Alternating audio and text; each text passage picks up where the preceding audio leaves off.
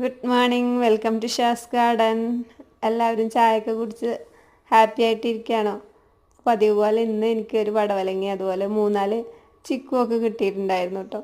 അപ്പോൾ നമ്മുടെ ആദ്യം കുഴിച്ചിട്ട നിത്യമല്ലിയുടെ പ്ലാന്റൊക്കെ ഒന്ന് നോക്കി. അപ്പോൾ കുഴപ്പമൊന്നുമില്ല, പീച്ച് കളർ ചെടി ഓക്കെയാണ്, മറ്റേതും ഓക്കെ ആയി വന്നിട്ടുണ്ട്. പീച്ചുമ്മ പൂവൊക്കെ ഇട്ട് തുടങ്ങിട്ടോ. അപ്പോൾ അതൊക്കെ ഒന്നിങ്ങനെ പരിശോധിച്ച് അതിന് ശേഷം പടവലങ്ങിയും അകത്ത് കൊണ്ടുവച്ചു. അതുപോലെ ചിക്കു അരിയിൽ സാധാരണ ചെയ്യുന്നത് പോലെ തന്നെ അരിയിൽ പൂഴ്ത്തി വെച്ചു.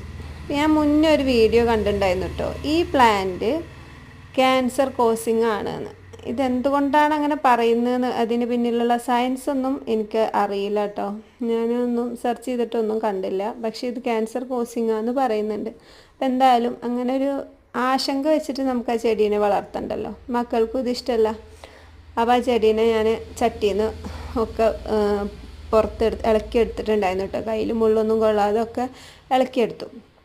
എന്നിട്ട് അതിൻ്റെ മണ്ണൊക്കെ മാറ്റി. മണ്ണിനെ നമുക്ക് വീണ്ടും വേറെ ചെടി നടുമ്പോൾ ഉപയോഗിക്കാമല്ലോ. അപ്പോൾ മണ്ണൊക്കെ ഇളക്കി മാറ്റി ആ ചെടീനെ അതിൻ്റെ വേര് കൊടുക്കണ മുറത്തിലാക്കി കൊണ്ടുപോയി ഒഴിവാക്കി വെച്ചിട്ടുണ്ട്. അപ്പോൾ ഈ ചെടികൾ നിങ്ങളുടെയൊക്കെ വീട്ടിലുണ്ടോ?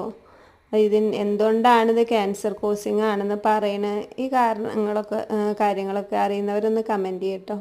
ഇനിയിപ്പോൾ അത് അന്ധവിശ്വാസമാണോ അതും അറിയില്ല. എന്തായാലും ഇതിൻ്റെ ഇടയിൽ വേറൊരു ചെടി ഉണ്ടായിരുന്നു കേട്ടോ. ഫേൺ വിഭാഗത്തിൽപ്പെട്ടതാണോ എന്ന് എനിക്കൊരു സംശയം മാത്രം, എനിക്കറിയില്ല. എന്തായാലും അതിൻ്റെ ഇലകൾ കാണാൻ നല്ല ഭംഗിയുണ്ടായിരുന്നു കേട്ടോ. അതുകൊണ്ട് ആ ചെടീനെ ഞാൻ കളഞ്ഞിട്ടില്ല, അതവിടെ വെള്ളത്തിൽ താഴ്ത്തി വെച്ചിട്ടുണ്ട്. ഈ ചെടി ഒഴിവാക്കി. അപ്പോൾ